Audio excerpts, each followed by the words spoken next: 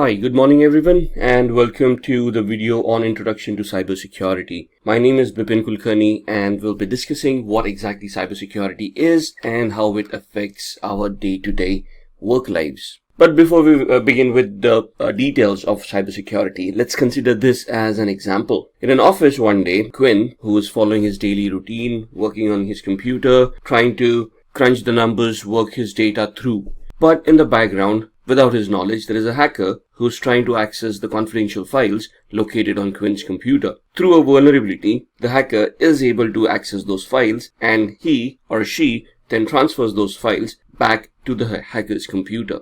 So what can happen due to this? Legal ramifications to the business, loss of company secrets, leakage of information, maybe industrial espionage, which basically means a competitor is trying to analyze a company's secrets and trying to gain access to their data. Or they could hold the company for ransom and ask them for money. Or sell it to criminals who can further dilute the information or misuse that information for the criminal activities. Anything is possible. So it's a very bad scenario if a hacker gets access to the company secrets. So what is it that we are going to discuss in this video? To start off with, we're going to talk about what is cybersecurity. Then we are going to talk about why cybersecurity is necessary in today's world. How does it work?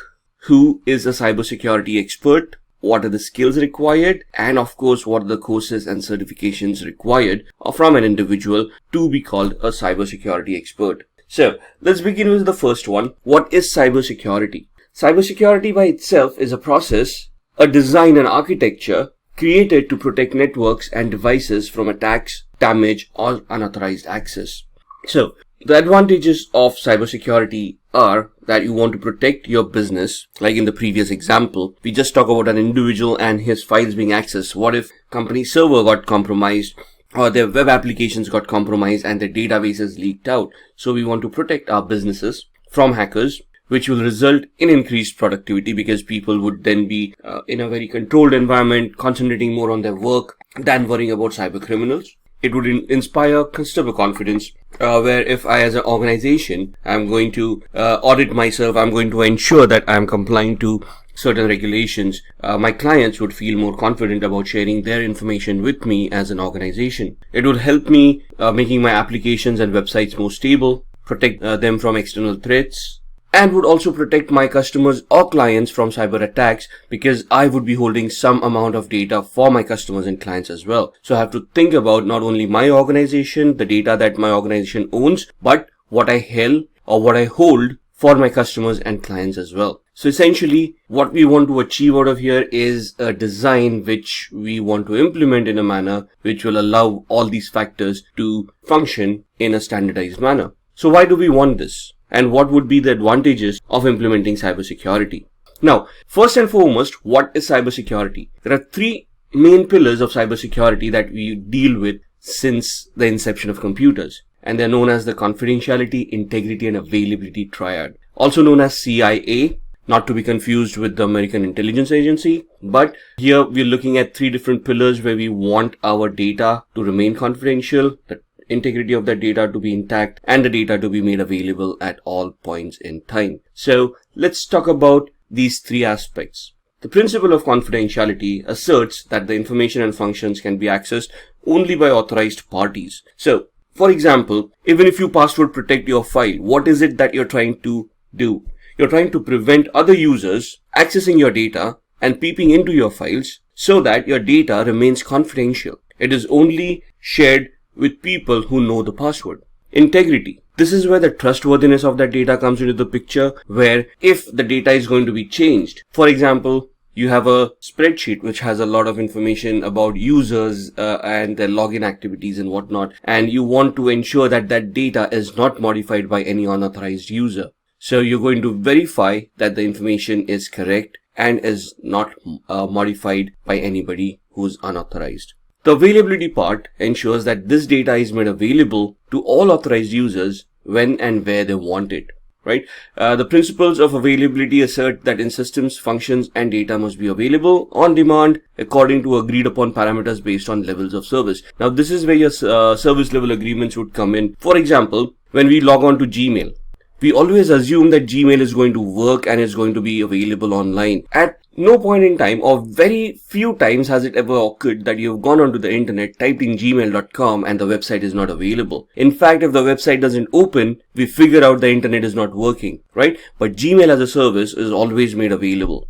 Now, when we talk about threats to CIA, the confidentiality, integrity, and availability, we talk about them in two different parameters, cybercrime and hacking. So, what is cybercrime? Cybercrime is any criminal activity or any unauthorized activity that would involve the usage of any computing device which would result as a security incident at the victim's end. Most cybercrimes are carried out in order to profit from them. Criminals would try to do phishing attacks to steal your money out of your bank accounts, or would try to con you into giving out your credentials, thus compromising your email accounts or your social media accounts, and try to gain access to your identity. Cybercrimes are generally carried out against computers or devices directly to damage or disable them, spread malware, steal secret information, etc. So, this talks about the motivation part of cybercrimes. What would be the motivational aspect for a person to conduct such an activity, right? So, basically to cause damage, like WannaCry happened in 2017. The perpetrators, those used WannaCry, probably gained a lot in the ransom that they demanded for that data to be decrypted, but it also cost the world a lot of money in profits that were lost. So let's talk about types of cybercrime. The first type is a computer-assisted crime, where the computers are used as tools to assist a particular crime. For example, frauds or online bank hijacking, where hackers hack into a bank and digitally steal money from a bank. Now, this could have happened without the help of computers as well, but here, computer assisted the crime, and hence it would fall under the computer assisted crime section. The second part is where the computer itself was a target of a crime. For example, a denial of service attack, or viruses which rendered the computer useless, or sniffing of data packets on the network, thus compromising passwords and other confidential information. The third is a computer which is incidental to the crime. So here the computer was used as a temporary measure to store some data such as child pornography or some other data which made the computer incidental to the crime. Alright, let's look at a business scenario for cybersecurity. There is a quiz at the end, so please listen up and pay attention. There's this company called Stark Industries, and one day most of the employees have started reporting that their systems have either crashed or have started hanging. So the IT security team comes in, does the investigation, tries to find out what exactly went wrong, and they have identified that an employee has clicked on a suspicious link. Now these links could either be received as an email or via an email through social media like Facebook, or somebody sending out a Skype chat and attachments within Skype. Now once a user clicks on these links are designed to redirect the connection that the computer is going to make to a malicious server hosted by the hacker, and it supposedly downloads a malicious file or some scripts and executes them on the victim's machine. Once executed, these scripts or the content within these files, maybe the content could be a virus or a Trojan, these will start executing themselves and start infecting machines and start basically behaving the way they have been programmed to behave. In this scenario, a lot of users started reporting that their machines started crashing or the systems hanged. Now, the security team scanned all the systems and blocked Facebook and Skype on all machines until further orders. Now, this is a preventive mechanism where you're going to prevent possible attacks or future attacks from coming in. So, the reaction of the security team here is to block those sites from where the attack may have happened. The question to you at this point in time is, what type of computer crime is being referred to in this scenario? Is it a computer-assisted crime, computer as the target crime, or computer incidental to the crimes? So please post your answers in the comment sections below and we'll respond back to you about your answers.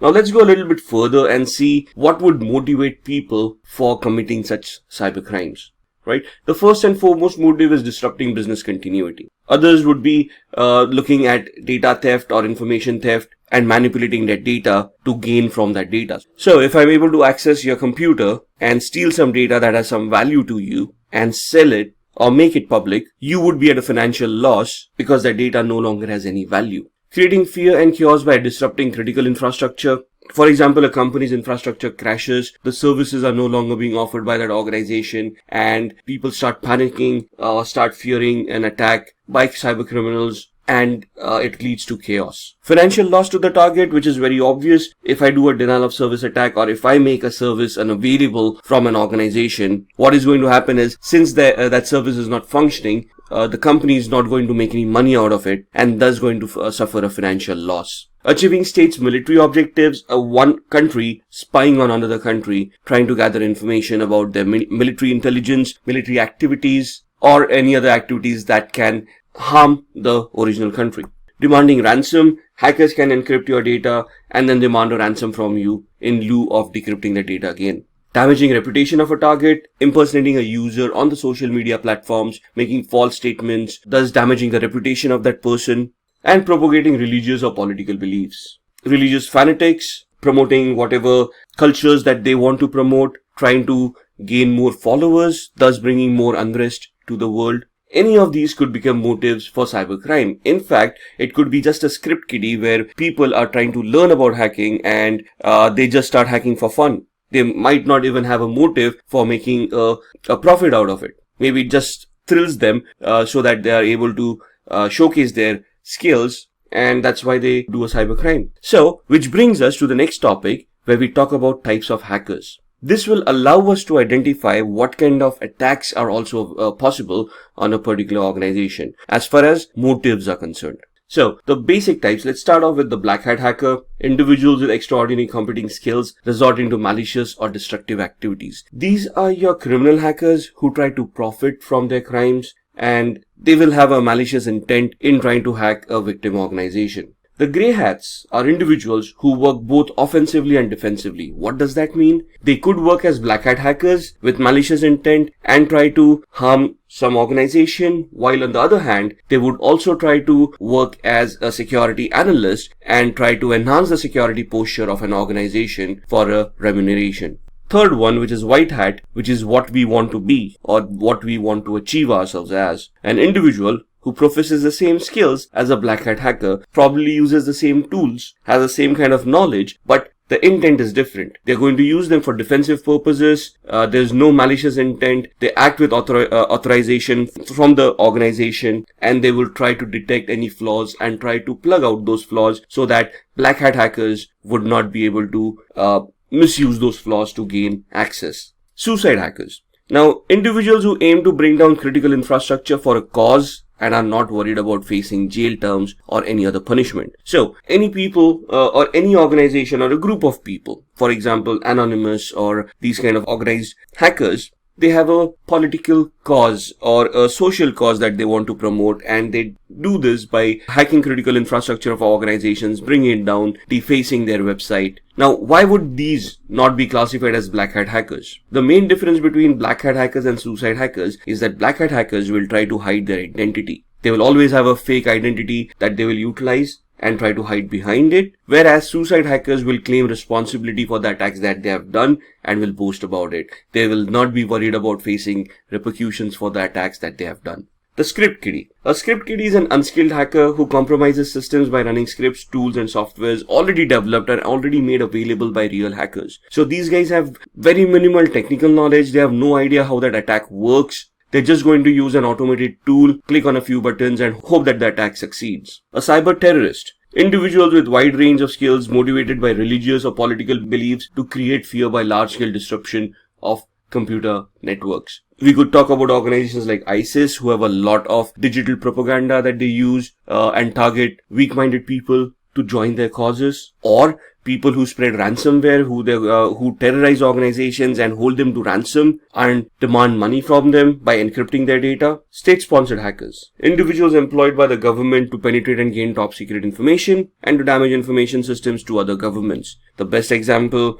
would be the cyber wars that are going on these days. Most of the organizations, most of the countries nowadays would have a secret cyber cell consisting of highly skilled hackers who are entrusted with the task of spying on the enemies and trying to gather information by hacking into their infrastructure. Now, it is not going to be a legit job. It will always be masked by a legit organization, but this does happen. Hacktivism. Individuals who promote a political agenda by hacking, especially defacing or disabling websites. So the difference between suicide hackers and hacktivism is Suicide hackers have a social cause that they want to promote. Hacktivists would have a political agenda, and they're going to deface websites, and they're going to promote their agenda by defacing such websites. Alright, so let's talk about some common attacks in cybersecurity. The most common attack ever seen in today's world is a denial of service attack. So this is where the hacker tries to consume the resources of the victim server in such a way that there are no resources available for legitimate users to connect to the server and conduct their business. Other attacks that you will face would be malware attacks, where there would be a malicious software that would deliver a Trojan virus or a worm to the victim, thus infecting the victim's machine and rendering it useless. A man-in-the-middle attack, where the hacker would put himself in between your machine and the router and start sniffing data packets that you're sending, thus trying to compromise information contained within those packets. So the phishing attack is where a hacker will send a seemingly legitimate looking message to you, an email, let's say, asking you to perform certain actions, where the hacker would be impersonating another organization and you fall prey to that and end up giving your confidential information. A drive-by attack, cross-site scripting attacks, where web applications get compromised and scripts are embedded within those applications or within commands that are sent out by the users.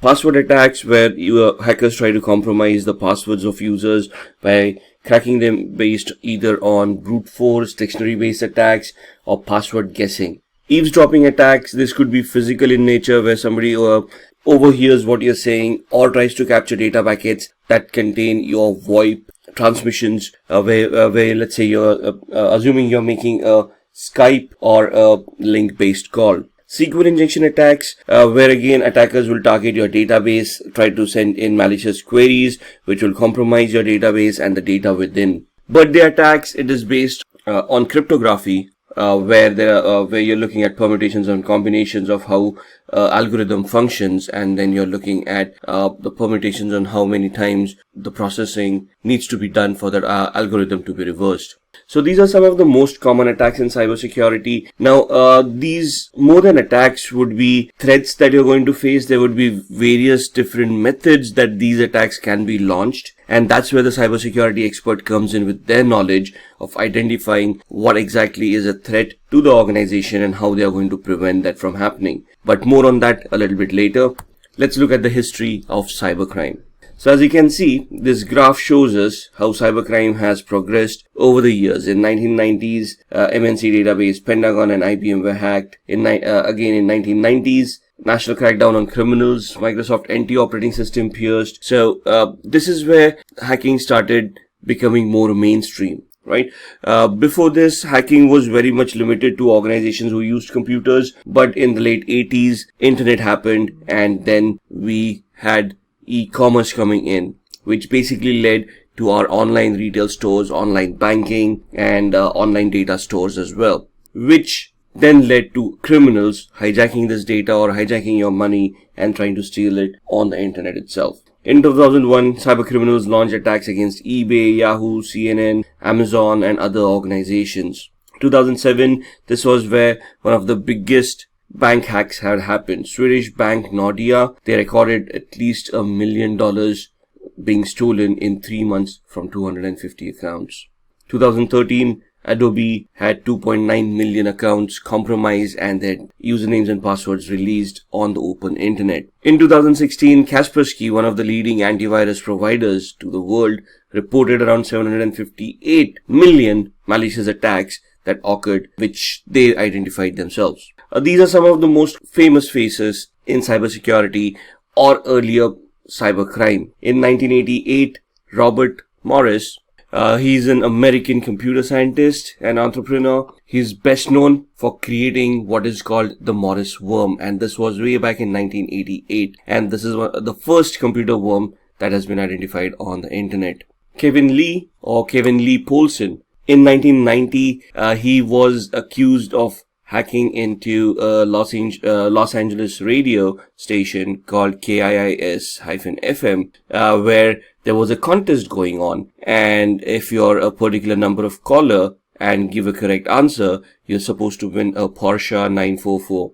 and he hacked those telephone lines, ensuring that he became that particular person and answered the question correctly. It was later on revealed that this actually happened. He was jailed for it.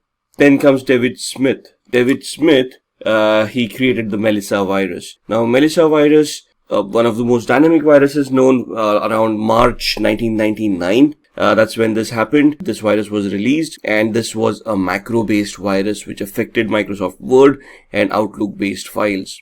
Adam Botbill, in 2004, he's also an American computer hacker from Michigan. He gained unauthorized access to Love's corporate computer network via an open, unsecured, wireless access points. Now, these access points back then were not that much secured. These people were able to identify it. What they tried to attempt by doing that was gain access to the company's network and install a software which would then help them capture credit card information of that organization, right?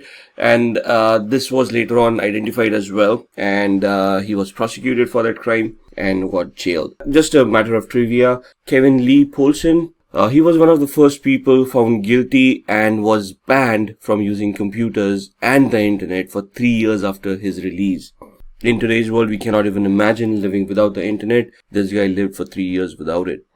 Now, let's see how cybersecurity works. It's all about securing a computer, and there are various methodologies, there are various factors that come in on how you're going to secure various aspects of the same computer. We start off by authentication mechanisms. What is authentication? Authentication is the part where you're going to identify a person, authorize that person for some access controls, and authenticate that person to ensure that the person is the same person who they claim to be. So here you start off with a username and you associate a password with it. The username is used to identify the account that the person wishes to access. The password is the authentication mechanism to prove that the person is who they are. Now here, you may want to enhance the authentication mechanism by using a two-way authentication mechanism. For example, with banks, when you type in the username and password, they send an OTP or a one-time password, which is auto-generated by a server and sent to a registered device that the person owns. For example, a cell phone. So that's one added layer of security where you're not only relying on the password, which can be cracked, but you're relying on a third-party device as well, which the person needs to have physical access to, where they're going to receive the OTP and then they're going to input it. Every time they try to log in, a new OTP will be generated. Securing your passwords. Just having a password may not be sufficient. You have to ensure that the password meets some complexity standards to ensure that the security of those passwords or the complexity of that passwords is high enough where cracking programs will not be able to easily crack the password. Regular updates. All the operating systems or the applications that you use will be receiving regular updates. Could be for functionality, but more for security. So as new vulnerabilities in applications or operating systems are found out, the software vendors or the developers of those softwares over a period of time start sending out these updates, also called patches, to the end users. It is very important for the end users to identify these security patches and install them on their devices as soon as possible. Else, they remain open for those vulnerabilities, and unpatched systems thus can easily be hacked. Usage of an antivirus. To protect yourself from viruses, worms, trojans, essentially malwares, there needs to be a software that's installed on your computer that is going to watch out for them. You cannot rely on the operating system itself to protect you, so there has to be an antivirus which will be scanning the connections that you are making, the websites that you will be visiting, the files that are getting executed in the background, and ensure that everything that is happening is legit. Installing a firewall on a system or a server. A firewall essentially is a software or a hardware that allows or disallows some functionality. For example, a port to be opened or closed, or a service to function on a computer or not function on a computer. Thus, what you're trying to do here by disabling unwanted services is you're limiting the threat landscape that you're creating for your computer. If a service doesn't exist on your computer, it cannot be hacked. So the essence here is first identify which ports you'll be using, which services you will be using, and then create a policy on the firewall to ensure that only required ports and services are running. No phishing. So phishing, as we said, could be a malicious website that is being hosted by a hacker. The hacker sending you a fake mail looking like a genuine email, asking you to connect to that particular server and fooling you into you giving that confidential information to the hacker. So you should either the antivirus or an addition to that would have an anti-phishing toolbar which would identify the websites that you're visiting and give you the risk rating of that website, giving you an idea whether this website was ever reported as a phishing website or not. Cryptography, encryption. The best way to keep everything secure is to encrypt it. However, what kind of encryptions are required, what should be encrypted, what should not be encrypted, how that encryption should function, and how this encryption enhances the business value is what we need to ascertain. So, the knowledge here that will be required is what protocols you want to encrypt. For that, you first need to identify which protocols you're going to consume, what data is going to be transmitted over that protocol, how valuable that data is to your organization, and then you're going to add encryption or cryptography on top of it to prevent any attacks from hackers. And then securing DNS servers. DNS is a domain name server, which is basically an index that maps your domain names to your IP addresses. So the domain name system is an index that maps your domain names to your IP addresses. Now on the internet, computers do not know domain names. They can only identify IP addresses and MAC addresses. So when we type in, let's say, google.com on our browser, the computer doesn't know what google.com is. What it does is it sends the packet to the DNS server, and in the DNS server it queries where google.com is located. It is given the corresponding IP address, because of which the packet then goes to the relevant server. There are attacks where a DNS can be compromised and the pointer pointing to your particular website can be changed to point to a malicious server that a hacker is hosting. So to prevent that from happening, you need to secure your DNS servers. So with these kind of attacks and the kind of defense mechanisms we have seen, let's see how do we become a cybersecurity expert. So essentially, who is a cybersecurity expert? A cybersecurity expert is an individual employed by an organization to protect their infrastructure, right? So this person is responsible to identify potential flaws, identify what threats the organization faces, and then streamline or create or design or architect methodology which is going to protect all the assets that the organization has. So this is going to happen through a variety of techniques such as finding weaknesses, so vulnerability management, where you run vulnerability scanners, identify potential flaws in the organization's infrastructure. Could be applications, could be servers, could be desktops, could be operating systems, could be anything, could be network-based flaws as well. And then you're going to monitor these systems. You're going to look at the data flow that is going to the internet, through the network, through the intranet rather, and then you're going to check if there is anything malicious going on in that network. So over these techniques, you're basically going to monitor it on a day-to-day basis, on a regular basis, and you're going to try to identify if anything out of the ordinary is happening, right? After you find the weakness, you're going to test those weaknesses to identify the complexity of those weaknesses, to validate those weaknesses actually exist, and then you're going to repair them, you're going to patch them, you're going to install updates, or you're going to you're going to install mechanisms like firewalls or antiviruses to mitigate those weaknesses, and you're going thus resulting in strengthening the areas where an attack may have occurred. Let's see the domains in cybersecurity. Now, when we say domains in cybersecurity, in the previous slide we were discussing where these attacks may happen, like applications, infrastructure, network. So let's see these domains in details. Asset security. Now, when we say assets could be applications, could be networking devices, could be computers, could be routers, could be wireless access points. And these all these devices have their own operating systems, they have their own functionality, and it is important that we look at the security of each and every asset that the organization owns. Security architecture and engineering. Now, not everyone can just walk in an organization and then say, let's start implementing security in a particular manner. We have to standardize the security in such a way where the security is constant for a long period of time and is consistent, right? So for that to happen, there is an architecture, an engineering phase where we are going to create a plan of how this security needs to be implemented. For example, if I determine to install a particular antivirus, I have to ensure that the same antivirus is installed on all the systems in the organization. I cannot have different kind of antiviruses installed that do not talk to each other or do not report properly to the proper owner. So we have to create policies, procedures, and we have to implement them in a standardized manner for our security to work properly. Communication and network security. Now, with cloud computing coming in and hybrid clouds happening, where you got a deployment of a physical infrastructure talking to something that is on the cloud, let's say AWS or Microsoft Azure, right? And data flows are happening globally these days. You have to be very careful how these data are going to be transmitted across the network. Thus, you have to create those paths and ensure that those paths are monitored properly, are regulated properly, and do not have any data leakages. Similarly, identity and access management. Who is accessing my data? Are they authorized to access my data? And if yes, how am I going to authenticate them? How am I going to track them? How am I going to hold them accountable for whatever they have done? Even if a person is authorized to do something, we have to hold him accountable for that activity so that if something happens later on, we can identify who made that change. So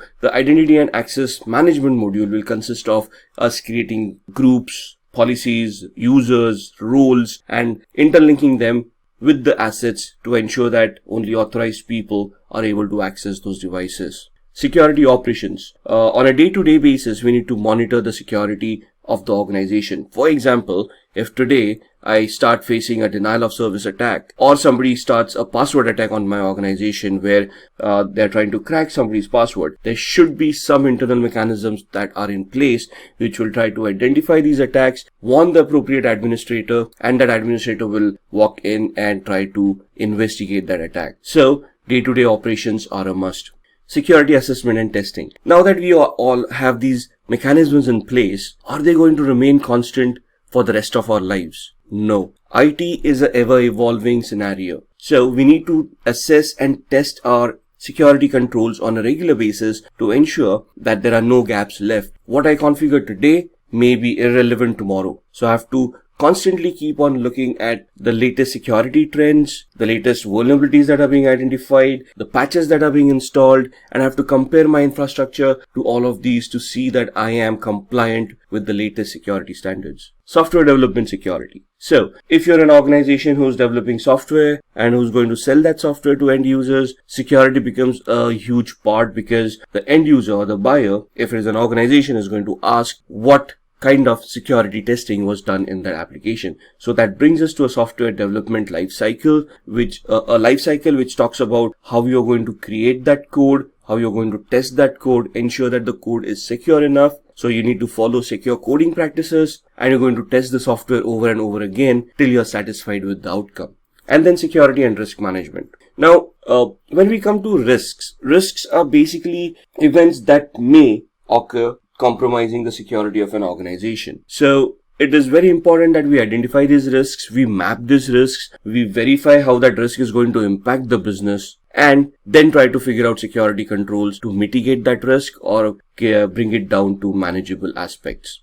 So that's a lot of talk, that's a lot of domains, that's a lot of attacks that we have discussed. Now let's see what kind of courses and certifications are available for us to enhance our careers and address all of these domains, all of these attacks. So starting off from a technical perspective, where we are going to look at ethical hacking or security, where we are going to assess and do a vulnerability assessment and penetration test. There are certifications from CompTIA like Security Plus, or from EC Council, which is the Certified Ethical Hacking Training, which basically allows us to become vulnerability assessment and penetration testing experts. So we'll technically be testing each and every device and trying to hack those devices to see if that vulnerability is real and what can be attained out of that vulnerability. CISSP is a very high level certification that normally is considered as a management level certification, right? So just to get certified yourself, you need at least 5 years of experience in the IT security field. This is where you get certified and you're basically a chief information security officer, where you're going to develop policies, procedures, and security control mechanisms, and you're going to standardize the security policy of the entire organization. Then you've got the CISA, or also known as the CISA, Certified Information Systems Auditor. It is from an organization called Asaka. It's more on the system side where you're going to audit systems and you're going to verify that they are adhering to the policies that you have implemented. The CISM or SISM is the Certified Information Security Manager. This is again a project-based oriented approach where you're going to manage the security of an organization, and you're going to look at all the daily operations of the security operations center, and you're going to maintain and manage all of those functions overall. When we talked about risk assessment and risk strategy, for that we've got the CRISC, which is a Certified in Risk and Information Systems Control. Now, for these certifications, this is more on the business side of everything, where you understand the business processes, you understand the business requirements, and based on those business requirements, you compare the technical implementations of computing powers that you have implemented, and then you're going to compare how those technical aspects can be converted into a risk.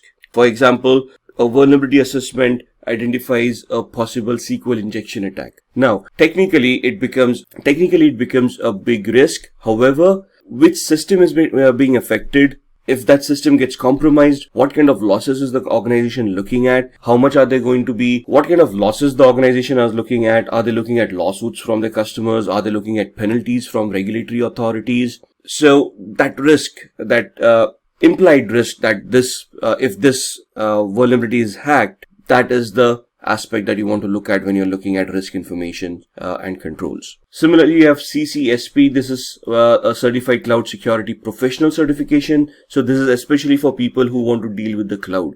Let it be a public cloud, a private cloud, or a hybrid cloud. This certification gives you an architectural overview over different aspects of cloud and how you want to implement security in a cloud-based scenario. So Simplilearn offers all of these certifications with trainings from certified professionals. So there's a master's program from Simplilearn which talks about becoming a cybersecurity expert, which includes all of these trainings. Once you have these kind of trainings and you get those certifications on your profile, that's where you're basically a cybersecurity expert, and you'll be designing and developing security policies, structures, architectures for various organizations and helping them enhance the security of their infrastructure. So let's see what we have talked about during this entire video. First, what is cybersecurity and its advantages? We have talked about the confidentiality, integrity, and availability triad, and we have talked about the threats that